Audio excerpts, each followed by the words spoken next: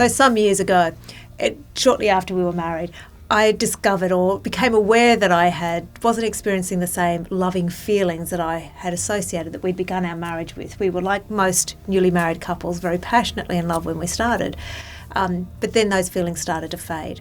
And I really started to panic. I wondered whether I'd made the wrong choice or there was something wrong with me or something wrong with our marriage.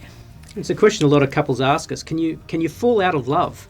And the answer is, well, sort of you can, but only if you let yourselves. You see, love is much more than a feeling. It's not just an emotion, but that's the way we tend to think about it in our culture. So I feel like I'm in love. We say those words all the time. I fell in love, I feel in love with you, etc.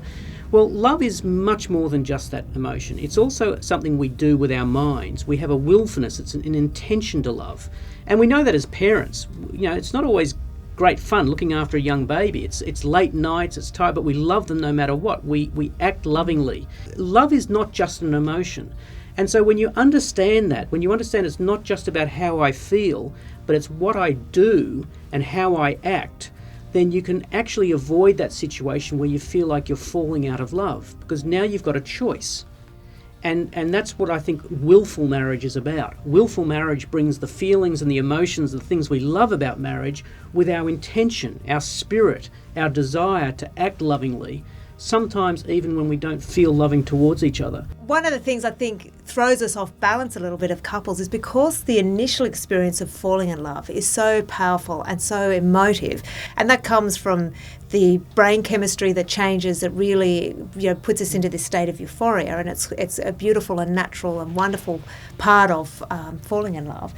We associate that initial experience as being what true lasting love is about. Well, that's what scientists call limerence. It's a short-lived experience. And eventually those emotions, those neurotransmitters return to normal. And that's when the real love actually starts. That's when we learn to bring our will into it and to become conscious and intentional lovers, not just those that are acting and responding to feelings. So you don't have to fall out of love. You have a choice about how you live your love life. The feelings come and go, but your intention, your will never changes unless you choose to let it go. And that's your choice. So there's always hope, and there's always an option, and there's always a choice.